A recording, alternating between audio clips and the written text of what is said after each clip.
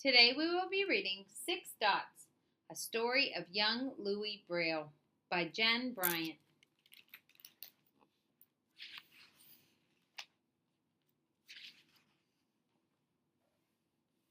On the day I was born, Papa announced me to the village.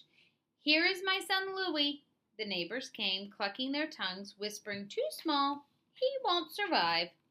Oh, but I did survive. I was a curious child, and my eyes studied everything. Mama's gentle face, lace draping my cradle, the smooth shape of a bread loaf on the table.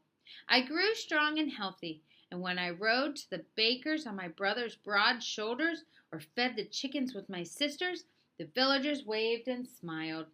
"So handsome," they cried, "and clever, too," my sisters said. At 3, I knew everyone in Coupvray by name.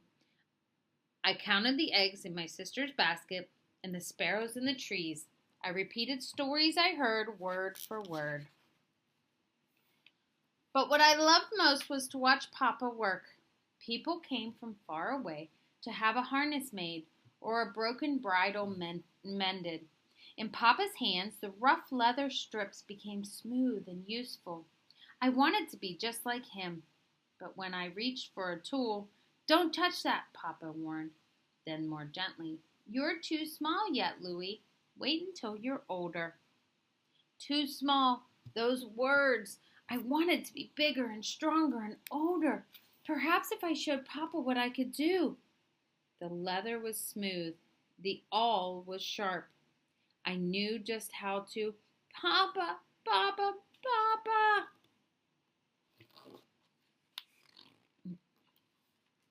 My life changed that day. A healer bandaged my eye. Again I heard, "Don't touch." But the bandage itched so much. My hands, like the sparrows in the trees, were small and quick, and I couldn't keep them away. I didn't mean to make things worse, but I did. The infection spread to my other eye until I could see nothing at all. No trees or sparrows, no faces, no lace or loaves of bread. By the time I turned 5, I was completely blind. The villagers whispered, "Poor Louis Braille. Such a clever boy. What will happen to him now?" My world was dark and dangerous. I stumbled about the house, banging onto the chairs, the walls, the door. My body ached. "Where is the sun?" I cried. But the sun did not come. I sat by the window, training my ears to do what my eyes could not do. Clang, clang, kish, kish. That was Papa in his shop. Swoosh, swish, swoosh, swish. Long-skirted ladies hurrying to market. Clump, clump, clump, clump, stomp. Soldiers marching down the street. Grr, grr. Rough, grr. The neighbor's angry dog chained too tight, alone in the dark. I knew just how he felt. My family did what they could. Papa made a wooden cane. Each day I walked a little farther. Tap, tap, tap, tap, tap, tap. Counting the steps between the house and the garden, the vineyard and the chicken coop, the baker's and the miller's, and back to Papa's shop. My brother taught me to whistle. And when the sound echoed back, it warned me of things in my path. My sisters made a straw alphabet, and my Papa made letters with leather strips or by pounding rounded top nails into boards. With Mama, I played dominoes, counting the dots with my fingertips. The village priest taught me to recognize trees by their touch, flowers by their scent, and birds by their song. I listened closely as he read to me from the Bible and from books of poetry. "Do you have books for blind children?" I asked. "No, Louis," the priest replied. "I'm sorry." When I was older, I went to school with the other village children. All day, as they wrote down words and numbers or read aloud from printed pages, I sat in the front row listening and memorizing. "Do you have books for blind children?" I asked. "No, Louis," the teacher replied. "I'm sorry." But I didn't want people to feel sorry for me. I just wanted to read. and to write on my own like everyone else. The noble lady living nearby heard about me. She wrote a letter to the Royal School for the Blind asking if I could study there. Finally, a reply came. Welcome, Louis. The priest says that they have books for the blind, I told Papa excitedly. But you're only 10, Mama cried. And you'll have to live there most of the year, my brother added. Paris is a big city very far away, my sisters warned. How can I make them understand? Without books, I would always be poor Louis Braille. I would always be held back, like that dog chained too tight. I love you, I told them, but I must go. I didn't need my eyes to know that the Royal School in Paris was not a palace. My hard bed was in a damp, crowded room. My uniform itched. My meals were small and cold. The teachers were strict. The older boys teased and stole. Oh, how I missed my home. And yet I stayed. I stayed because somewhere in this old, moldy building there were books for the blind. Only the best students are allowed to read them, my friend Gabriel told me. Then I will be one of the best, I replied. Learning at the blind school was almost like learning in Coupvray. We sat and listened. We memorized and recited. We also had music lessons and made slippers in the workshop. As my fingers flew across the organ keys, or between the strips of cloth, I dreamed of reading and writing.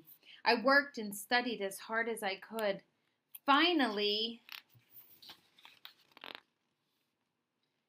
it was that day.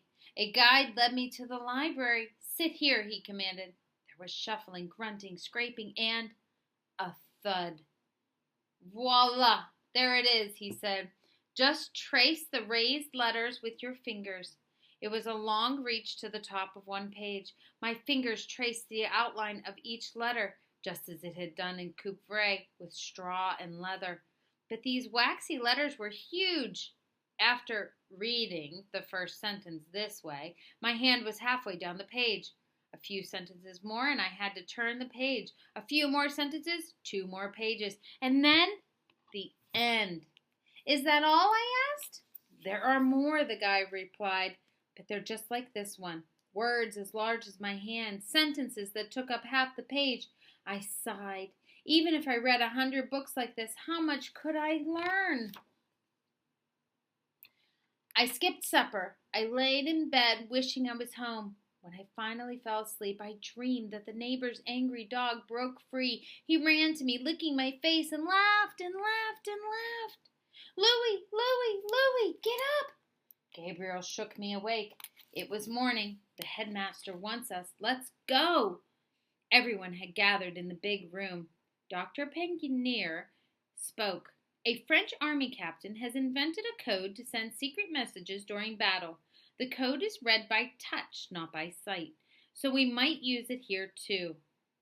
You're each holding a message written with patterns of dots, the headmaster continued.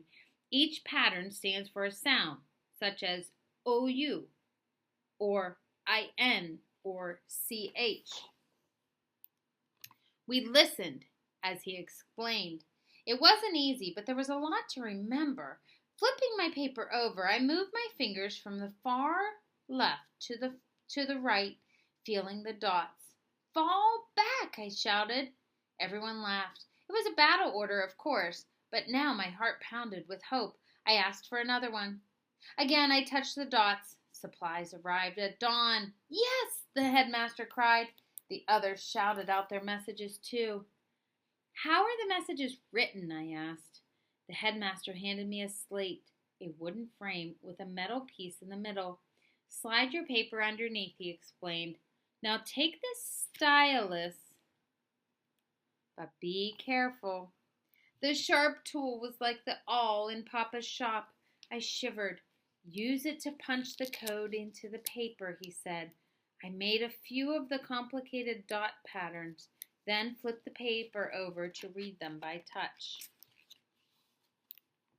For many weeks I practiced. Reading by touch using dots was a brilliant idea, at least on the battlefield. But for us, The code was so hard that everyone else in the school had given up.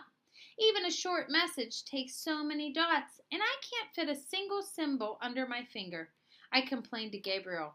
Plus, the captain's code stands for sounds, not for letters. So what? My friend replied. So why shouldn't we spell words and write sentences like sighted people do? I argued. This code was a start, but it wasn't nearly as good. We, the blind, we were still being held back. Would the captain work on improving it with me? I asked the headmaster. I'm sorry, Louis. He isn't interested. He replied, sorry. That word. Long ago, I had watched Papa take rough leather strips and make them useful. Now I knew what I had to do. Late at night, while the others slept, I bent over my slate and punched the pages. I tried hundreds of ways to simplify the captain's code. I worked until my back was stiff and my fingers ached. Often I fell asleep a few minutes before morning. A year passed, and then another, and then another. That winter, I turned 15. I was often sick, but I wouldn't rest.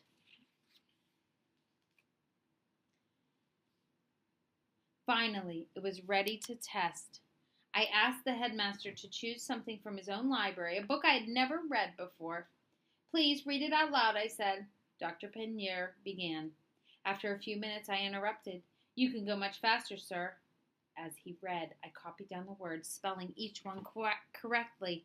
My new code was just 6 dots, arranged in 2 columns like dominoes. Each dot pattern stood for a letter of the alphabet. Finished, said Dr. Penier when he reached the end of chapter 1.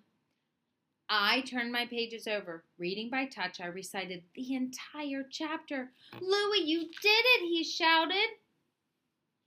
Word spread quickly. The other students rushed to try it. So easy and so fast. We can write words and write letters like everyone else. As my friends traded messages, I remembered watching Papa in his shop. I bent over the rough strips of leather, making them useful. I had become like him after all.